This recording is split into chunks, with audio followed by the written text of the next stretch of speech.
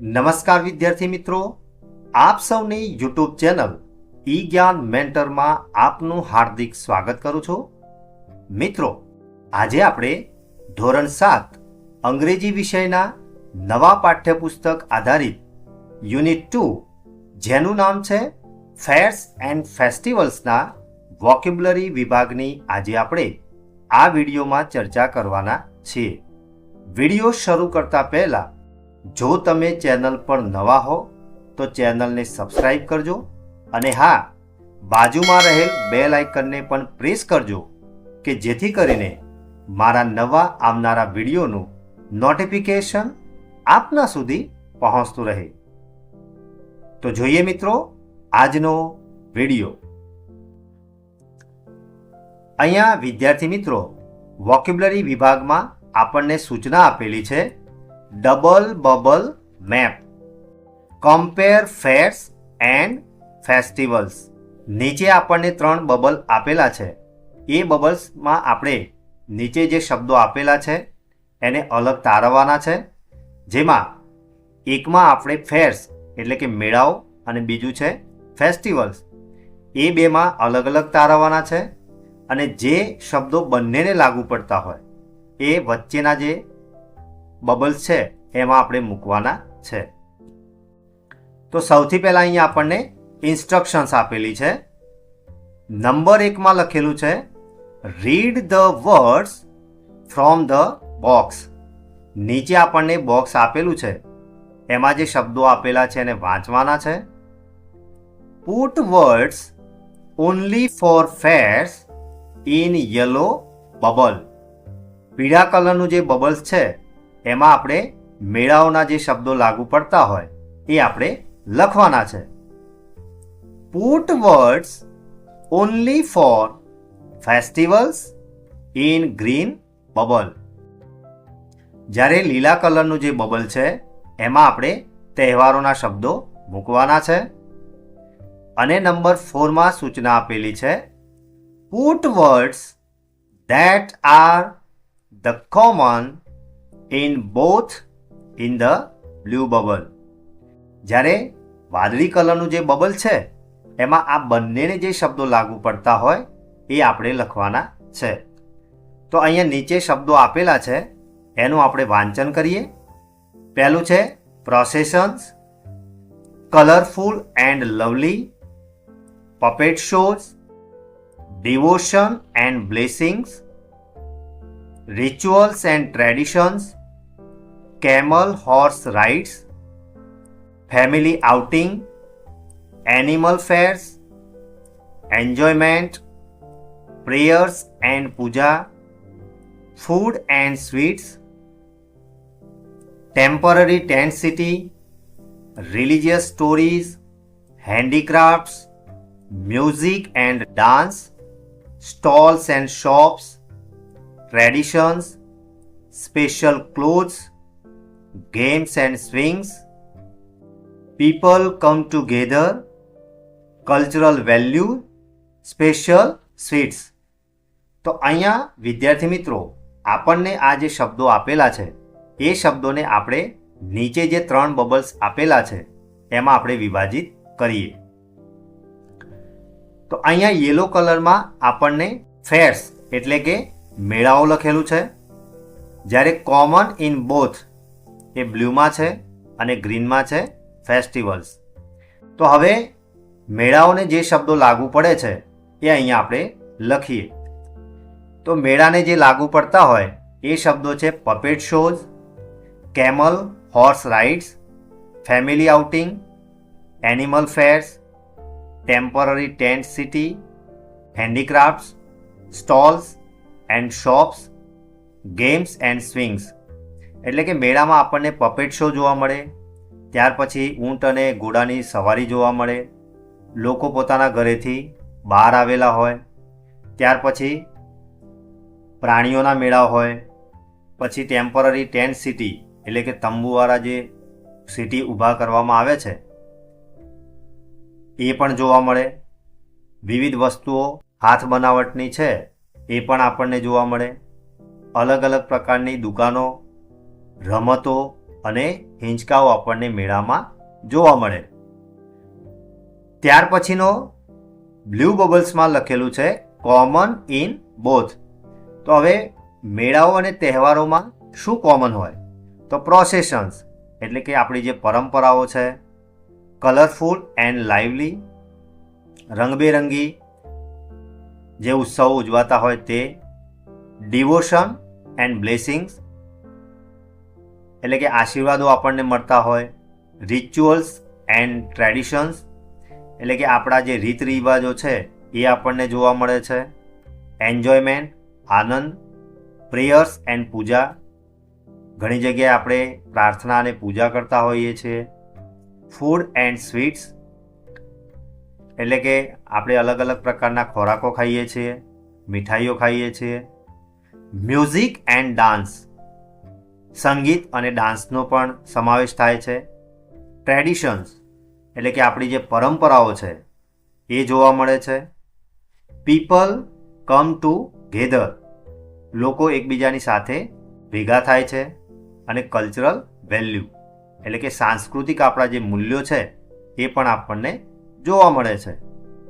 હવે ફેસ્ટિવલને લાગુ પડતા જે શબ્દો છે એ છે રિલિજિયસ સ્ટોરીઝ એટલે કે ધાર્મિક જે વાર્તાઓ છે એ આપણને ફેસ્ટિવલને લાગુ પડે છે, સ્પેશિયલ ક્લોથ્સ તહેવારોમાં આપણે ખાસ પ્રકારના કપડાં પહેરીએ છીએ, અને સ્પેશિયલ સ્વીટ્સ એટલે કે ખાસ પ્રકારની આપણે મીઠાઈઓ ખાઈએ છીએ. તો વિદ્યાર્થી મિત્રો, આ રીતે અહીંયા જે શબ્દો આપણને બોક્સમાં આપેલા હતા એ શબ્દોને આપણે આ 3 બબલ્સ આપેલા હતા એમાં આપણે વિભાજિત કર્યા. હવે આપણે આગળની એક્ટિવિટી જોઈએ. અહીંયા વિભાગ બીમાં સૂચના આપેલી છે, complete the word chain with the last letter of the word એટલે કે અહીંયા આપણને 2 શબ્દો આપેલા છે, ફેર અને રોઝ. તો એનો જે છેલ્લો જે આલ્ફાબેટ છે એના ઉપરથી આપણે એક નવો શબ્દ બનાવવાનો છે. એટલે કે અહીંયા આપણને જે ચેન આપેલી છે એ તોડ્યા વગર આપણે આગળ શબ્દો બનાવવાના છે. તો અહીંયા રોઝમાં છેલ્લો શબ્દ છે ઈ, તો ઈ ઉપરથી આપણે શબ્દ બનાવીશું એલિફન્ટ એટલે કે હાથી. હવે અહીંયા છેલ્લો જે આલ્ફાબેટ છે એ ટી છે, તો એના ઉપરથી આપણે બનાવીશું ટાઈગર, અને અહીંયા છેલ્લો શબ્દ છે આર, તો એના ઉપરથી બનાવીશું રેબિટ એટલે કે સસલું. તો હવે આપણે વિદ્યાર્થી મિત્રો અહીંયા જે છેલ્લો આલ્ફાબેટ ટી આવ્યો છે તો એના આધારે તમારે તમારી જાતે નોટબુકમાં આવા શબ્દો બનાવી અને એક સરસ મજાનું લિસ્ટ તમારે તૈયાર કરવાનું છે. તૈયાર કરશો ને? અને તમે જે શબ્દો લખો એ શબ્દો તમારે મને આ વિડીયોના કોમેન્ટ બોક્સમાં લખીને મને જણાવવાનું છે. તો તમે બધા તૈયાર છો ને? જણાવશો ને મને? બહુ સરસ. વિભાગ સીમાં આપણને સૂચના આપેલી છે, darken the correct spellings from the options. અહીંયા એક્ઝામ્પલ આપેલું છે આપણને, એમાં જે સાચો જે શબ્દ છે ફેર્સ એટલે કે મેળાઓ, એની ઉપર અહીંયા ડાર્ક સર્કલ કરેલું છે. તો આપણે જે નીચે જે શબ્દો છે એમાં જે સાચો જે શબ્દ હશે એમાં આપણે ડાર્ક સર્કલ કરીશું. તો અહીંયા કલ્ચર્સ CULTURES એ સાચો શબ્દ છે.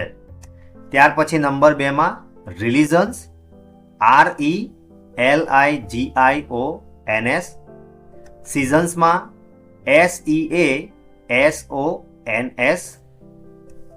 નંબર 4માં છે ફેસ્ટિવલ્સ FESTIVALS, અને છેલ્લો શબ્દ છે ટ્રેડિશન્સ TRADITIONS. તો આ રીતે અહીંયા જે સાચો જે શબ્દ હોય એટલે કે એનો જે સ્પેલિંગ સાચો હોય એની આગળ આપણે ડાર્ક સર્કલ કરવાનું હતું, જે અહીંયા આપણે સાચા શબ્દોની ઓળખ કરી અને આપણે આ એક્ટિવિટી પૂર્ણ કરી. હવે આપણે આગળની એક્ટિવિટી જોઈએ. અહીંયા એક આપણને ગેમ આપેલી છે, લેટ્સ પ્લે ઋતુ ચક્ર વોક. એટલે કે અહીંયા જે ગેમ આપેલી છે એનું નામ છે ઋતુ ચક્ર વોક. તો અહીંયા આપણને કેટલીક માહિતી આપેલી છે કે વર્ગખંડના 6 ખૂણાઓ અથવા તો જગ્યાઓ નક્કી કરો અને ઋતુઓના નામ લખેલા કાર્ડ ચોંટાડો, જેમાં હેમંત, શિશિર, વસંત, ગ્રીષ્મ, વર્ષા અને શરદ.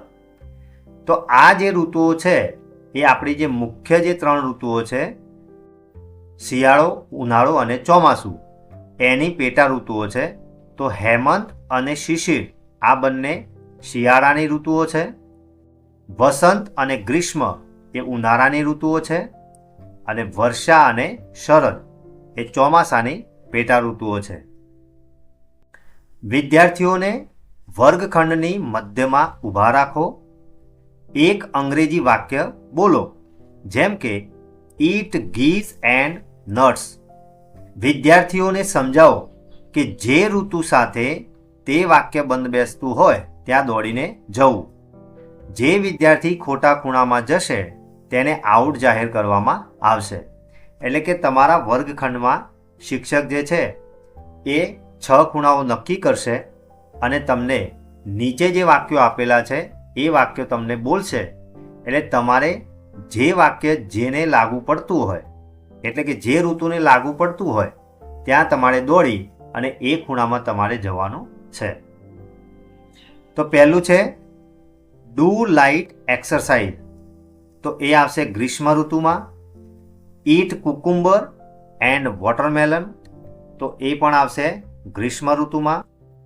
ડ્રિંક વાર્મ વોટર, એટલે કે ગરમ પાણી આપણે ક્યારે પી શકીએ? તો શિશિર ઋતુમાં. ઈટ ગ્રીન વેજીટેબલ્સ. તો આપણે લીલા શાકભાજી ખાવા જોઈએ. ક્યારે ખાવા જોઈએ? તો શરદ ઋતુમાં. ડ્રિંક બોઇલ્ડ વોટર ઓનલી, એટલે કે માત્ર ઉકાળેલું જ પાણી પીવું જોઈએ. તો એ વર્ષા ઋતુમાં આપણે પીવું જોઈએ. Stay indoors during strong sunlight, એટલે કે ખૂબ જ તડકો પડતો હોય ત્યારે આપણે ઘરમાં રોકાવું જોઈએ. તો આપણે ક્યારે રોકાતા હોય? ઉનાળાની જે ઋતુ છે ગ્રીષ્મ ઋતુ, એમાં આપણે ઘરમાં રહેવું જોઈએ. ઈટ લડ્ડુ એન્ડ નટ્સ. તો એ આપણે ક્યારે ખાઈએ છીએ? શિશિર ઋતુમાં. આપણે ઘરે જે અડદિયા બનાવીએ છીએ એ આપણે શિશિર ઋતુમાં બનાવીએ છીએ. ઈટ ખીચડી એન્ડ ઘી. તો એ આપણે વર્ષા ઋતુમાં ખાવી જોઈએ. Play simple outdoor games. બહારની જે સાદી જે રમતો છે એ આપણે ક્યારે રમત રમવી જોઈએ? વસંત ઋતુમાં. ઈટ ડેટ્સ એન્ડ નટ્સ. ખજૂર અને આજે કાજુ બદામને છે ક્યારે ખાવા જોઈએ? તો એ આવશે શિશિર ઋતુમાં. ઈટ વાર્મ એન્ડ ફ્રેશ ફ્રૂટ. ગરમ અને તાજો ખોરાક ખાવો જોઈએ. તો એ હેમંત ઋતુ આવશે. ઈટ ફ્રેશ ફ્રૂટ્સ. તો એ વસંત ઋતુમાં આપણે તાજા ફળોનું સેવન કરવું જોઈએ. Do warm oil self massage, એટલે કે આપણા શરીરે માલિશ કરવી જોઈએ. તો ક્યારે કરવી જોઈએ? શરદ ઋતુમાં. ઈટ લાઇટ ફૂડ, એટલે કે હલકો ખોરાક આપણે ખાવો જોઈએ. તો એ ક્યારે ખાવાનો હોય? હેમંત ઋતુમાં. ઈટ સ્વીટ મેંગોઝ, એટલે કે આપણે કેરીનો સ્વાદ માણીએ છીએ. તો એ કઈ ઋતુ હોય છે વિદ્યાર્થી મિત્રો? ગ્રીષ્મ ઋતુ. Cover your body with warm clothes. તમારે ગરમ કપડાથી તમારું શરીર ઢાંકી દેવું જોઈએ. તો ક્યારે ઢાંકી આપણે? હેમંત ઋતુમાં, એટલે કે શિયાળાની શરૂઆત થતી હોય ત્યારથી આપણે ગરમ કપડાં પહેરીએ છીએ. કેરી એન અમ્બ્રેલા. છત્રી આપણે ક્યારે લઈ જઈએ? તો જ્યારે વર્ષા ઋતુ હોય ત્યારે. અને ઈટ બાજરા રોટલા એન્ડ ઘી. તો બાજરાનો રોટલો અને ઘી આપણે ક્યારે ખાઈએ બાલ દોસ્તો? બહુ સરસ. તો એ પણ આપણે શિયાળામાં, એટલે કે હેમંત અને શિશિર ઋતુમાં આપણે ખાઈએ છીએ. તો હવે મેં અહીંયા જે વાક્યો આપેલા હતા એ વાક્યોને અનુરૂપ ઋતુઓના નામ મેં લખી દીધા છે, જેથી કરી અને તમને તમારા વર્ગખંડમાં જ્યારે પણ તમને તમારા શિક્ષક આ રમત રમાડશે ત્યારે તમને આ રમત રમવામાં મજા આવશે અને આ જે શબ્દો છે એ તમને ખૂબ જ મદદરૂપ થશે. તો વિદ્યાર્થી મિત્રો, તમે તમારા શિક્ષકની મદદથી આ જે ગેમ છે એ તમે રમશો ને? અને જો તમે આ ગેમમાં સૌથી વધારે વખત જીત મેળવી હોય તો તમે મને કોમેન્ટ બોક્સમાં જરૂરથી જણાવશો ને? તો અહીંયા વિદ્યાર્થી મિત્રો, વોકેબ્યુલરી જે વિભાગ છે એ અહીંયા આપણે પૂર્ણ કરીએ છીએ. તો વિદ્યાર્થી મિત્રો, આજે ચલાવેલ વોકેબ્યુલરી વિભાગમાં તમને મજા આવીને? આશા રાખીશ કે તમને આજે ચલાવેલ વોકેબ્યુલરી વિભાગમાં સંપૂર્ણ ખ્યાલ આવ્યો હશે. જો તમને આ વિડીયો ગમ્યો હોય તો વિડીયોને લાઈક કરજો અને હા, શેર કરવાનું ભૂલતા નહીં. ફરી મળીશું આવા જ ઇન્ટરેસ્ટિંગ ટોપિક સાથે. ધન્યવાદ.